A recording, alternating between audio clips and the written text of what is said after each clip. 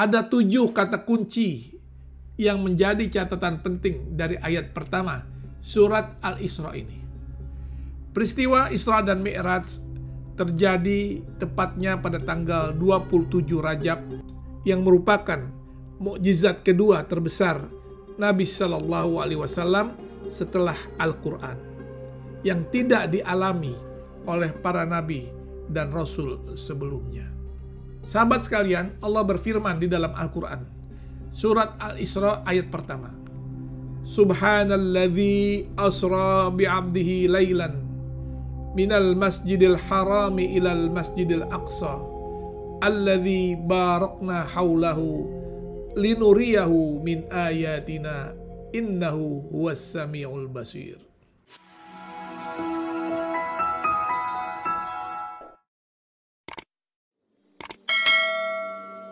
Yang pertama adalah Subhana. Yang pertama kalau kita perhatikan di awal surat ini, Allah awali dengan kata Subhana. Maha suci Allah. Kesempurnaan hanya milik Allah. Kekuasaan hanya milik Allah. Kemampuan hanya milik Allah. Kenapa kok diawali dengan Subhana? Karena sampai sekarang masih banyak ada orang yang gak percaya dengan perjalanan Isra dan Mi'raj ini. Sedangkan perjalanan Isra dan Mi'raj ini Allah lah yang menjalankan Rasulnya. Berarti apa? Berarti aturan Allah lah yang berlaku, bukan aturan kita manusia. Yang kedua, Asra bi'abdihi, yang telah memperjalankan hambanya. Jadi perjalanan Isra ini bi'abdihi, dengan jasad, bukan hanya ruh Nabi saja, tapi dengan jasad beliau. Dan ini terjadi lebih dari 15 abad yang lalu. Pesawat belum ada, helikopter belum ada, yang ada cuma kuda dan onta saja. Yang ketiga adalah Lailan. Dalam kata lain, Lailan ini malam hari. Jadi malam hari ini adalah malam yang tenang, malam yang gelap, malam yang tenang, terlihat bintang-bintang. Sahabat sekalian, jadi kalau kita gambarkan secara sederhana, kalau malam hari ini kita setel radio, maka gelombang yang kita tangkap akan lebih jauh dibanding dengan pada siang hari. Sebab gelombang radio tersebut tidak mengalami gangguan yang saling bersinggungan dengan gelombang lainnya. Selanjutnya yang keempat adalah minal masjidil haram ilal masjidil aqsa. Dari masjidil haram ke masjidil aqsa. Kenapa Isra dan Mi'raj dimulai dari masjidil haram? Kenapa Isra dan Mi'raj tidak dimulai dari tempat lain? Jawabannya ada dua. Yang pertama, karena Nabi SAW adalah orang Mekah. Yang kedua, karena Allah Subhanahu wa Ta'ala ingin mempertalikan Rasulnya yang mulia dengan Nabi yang pertama, yaitu Nabi Adam alaihissalam, karena yang mendirikan Ka'bah adalah Nabi Adam alaihissalam. Sebagaimana di dalam Al-Quran, surat Ali Imran ayat 96, Allah Subhanahu wa Ta'ala berfirman, A'udzubillahi minasyaitonirrajim, Bismillahirrahmanirrahim. Inna awwala baitin wudi'a lin-nasi lalladzi bibakkata mubarakan wa hudan lil alamin. Sesungguhnya rumah yang mula-mula dibangun untuk tempat beribadah manusia ialah Baitullah yang di Makkah atau Makkah yang diberkahi dan menjadi petunjuk bagi semua manusia. Allah telah menjadikan Ka'bah rumah suci itu sebagai pusat peribadatan dan urusan dunia bagi manusia, sebagaimana yang Allah firmankan di dalam surat Al-Maidah ayat 97. Ja'alallahul ka'batal baital harama qiyaman linnas. Allah telah menjadikan Ka'bah rumah suci itu sebagai pusat peribadatan dan urusan bagi manusia. Ini ada sebuah buku yang saya beli saat berada di kota suci Makkah. The Ka'bah is the center of the world. Jadi buku ini menjelaskan bagaimana proyeksi dari Ka'bah itu bisa dilihat dari istilahnya latitude atau longitude, ya, itu berada, Ka'bah selalu berada di tengah. Dan bagaimana perbandingan antara 7 benua, ya, dengan Ka'bah. Ka'bah selalu berada di tengah. Dan juga di sini dilihat bahwa kota Mekah adalah di tengah-tengah dari dunia itu sendiri, dari bumi itu sendiri. Ini mempergunakan Mercator Projection untuk mengidentifikasi jadwal waktu sholat. Ka'bah juga berada di tengah. Sahabat Bang Dai, selanjutnya kenapa ke Masjidil Aqsa? Dari Mekah ke Masjidil Aqsa. Karena Masjidil Aqsa ini adalah sentral, pusat para nabi-nabi, dan seluruh nabi-nabi berasal dari Baitul Muqaddis. Jadi peristiwa Isra dan Mi'raj itu punya dimensi keimanan yang tinggi. Kita baru saja selesai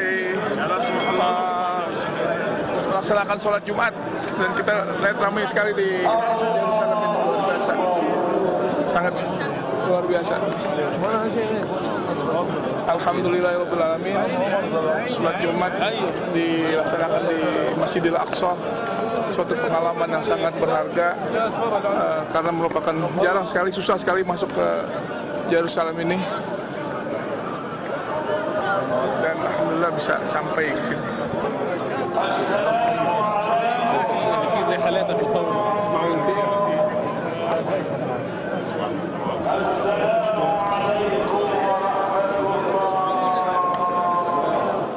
Jadi pertanyaannya, kenapa ke Masjidil Aqsa? Karena Masjidil Aqsa adalah sentral, pusat dari para nabi-nabi. Seluruh nabi-nabi berasal dari Baitul Muqaddis. Jadi peristiwa Isra itu punya dimensi keimanan yang tinggi.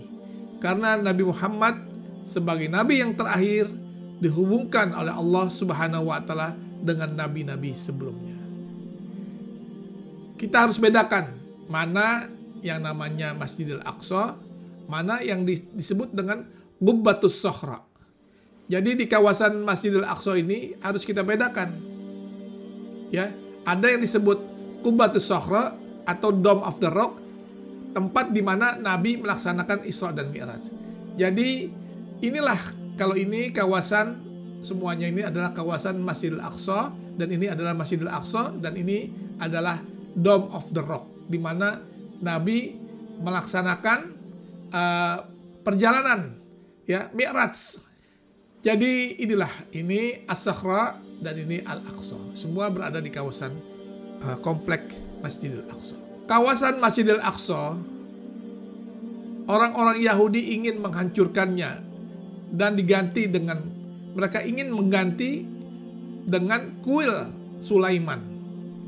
Jadi mereka telah membuat maketnya, di mana pihak Yahudi berdalih bahwa di kawasan Al-Haram Asy-Syarif ini sebelumnya telah berdiri kuil suci kedua yang pernah dibangun oleh Herodes. Jadi mereka ingin hancurkan itu kawasan Masjidil Aqsa, dan mereka ingin bangun kuil suci. Mereka sangat licik. Saya pernah mengunjungi tempat ini dan sholat di bawah tempat ini juga. Kita lihat bagaimana ini bolong, ya, batunya bolong, dan di sini adalah tempat Nabi melaksanakan sholat dan menjadi imam sholat daripada nabi-nabi sebelumnya di sebelah situ. Ini adalah di bawah Qubbatus Sokhra, tempat Nabi melaksanakan, ya, peristiwa Isra dan Mi'raj. Di sini batunya langsung ke atas. Nah, kita lihat luar biasa. Insya Allah jika nanti pandemi ini berakhir, kita bisa berangkat. Niatkan dari sekarang, walaupun tidak kesampaian nantinya bagaimanapun, niat sudah Allah catat menjadi amal baik kita. Amin, amin ya rabbal alamin. Selanjutnya yang keempat adalah minal Masjidil Haram ilal Masjidil Aqsa. Dari Masjidil Haram ke Masjidil Aqsa.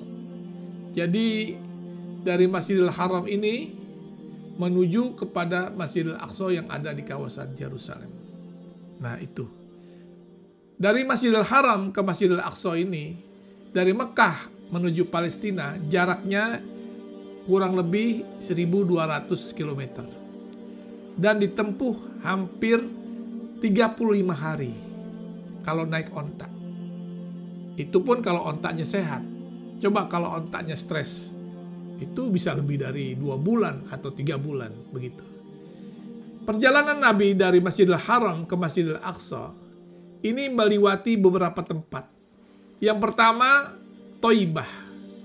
Thaibah ini pada masa-masa lalu di zaman para nabi terdahulu adalah merupakan sumber segala ilmu pengetahuan yang sekarang dinamakan Al-Madinah Al-Munawwarah. Dulu namanya Thaibah, sekarang namanya Madinah. Kedua, Nabi singgah di Madian. Ketiga, Nabi singgah di Bukit Tursina. Bukit Tursina ini yaitu tempat Nabi Musa menerima wahyu dari Allah Subhanahu wa taala. Yang keempat, Baitul Ham. Baitul Ham atau Bethlehem, tempat kelahiran daripada Nabi Isa alaihissalam. Kelima, sampai kepada Masjidil Aqsa. Ini adalah perjalanan horizontal, hablum minan nas. Ya. Dari Mekah menuju kepada Palestina. Dari Ka'bah ke Masjidil Aqsa. Dari Masjidil Haram ke Masjidil Aqsa. Lantas Nabi melaksanakan Mi'raj menuju arasy-Nya Allah. Ini adalah perjalanan vertikal, hablum minallah. Jadi ada hablum minan nas, hablum minallah. Inilah peristiwa Isra dan Mi'raj ini sangat luar biasa, merupakan peristiwa yang agung. Selanjutnya adalah yang kelima, alladzi barokna haulahu. Kemudian diberi barokah di sekitarnya itu. Jadi secara lahiriah barokah itu adalah kekayaan, minyak dan emas, dan kekayaan lainnya. Wilayah Mekah, Madinah itu adalah kekayaan minyak yang sangat luar biasa. Makkah ke selatan itu ada penelitian dari Shell bahwa satu sumur di wilayah Arab Saudi tidak akan habis minyaknya itu untuk 1.500 tahun lagi. Subhanallah, sangat berkah. Kemudian yang kelima, linuriyahu min ayatina, agar kami perlihatkan kepadanya sebagian dari tanda-tanda kebesaran kami, supaya Nabi tidak ragu dan punya optimisme untuk memperjuangkan kebenaran Islam, karena Nabi telah bertemu dengan Allah Subhanahu wa taala, dan oleh karena itu perjuangan itu membawa kesuksesan dan merubah wajah sejarah dunia sampai saat ini. Linuriyahu min ayatina ini kami perlihatkan bukti kebesaran Allah. Apa yang diperlihatkan? Jadi pada saat Nabi melaksanakan Isra dan Mi'raj itu, Allah perlihatkan 3 dimensi. Yang pertama adalah dimensi masa lalu, yang kedua adalah dimensi yang akan datang, yang ketiga adalah dimensi sekarang. Jadi Nabi SAW dipertemukan dengan para Nabi dan Rasul sebelumnya itu adalah di dimensi masa lalu. Ya, dimensi masa lalu dengan para Nabi dan Rasul. Itu sangat tidak mungkin kalau bukan karena ilmu Allah. Bertemu Nabi Adam di langit pertama, Nabi Musa, terus Nabi dipertemukan dengan semua para Nabi dan Rasul. Karena itu ilmu Allah, semua bisa terjadi. Yang kedua, dimensi yang akan datang, diperlihatkan kepada keadaan bagaimana surga, bagaimana neraka. Keadaan kita di hari kiamat kelak bagaimana. Itu seperti itu. Kemudian dimensi yang sekarang, diturunkan perintah sholat 5 kali sehari. Sholat itu adalah hal yang sangat penting, di mana Nabi bersabda, awwalu ma yuhasabu bil abdu yaumal qiyamah as-sholah. Idza soluhat, soluhat sairu amalihi, wa idza fasadat, fasadat sairu amalihi. Amal yang pertama dihisab pada hari kiamat adalah sholat kita. Apabila sholat kita benar, maka semua benarlah. Dan apabila sholat kita tidak benar, rusak, maka rusak pula amalan lainnya. Banyak hikmah daripada peristiwa Isra dan Mi'raj ini, sebuah perjalanan yang sangat agung. Terima kasih. Wassalamualaikum warahmatullahi wabarakatuh. Jangan lupa Bang Dai Channel.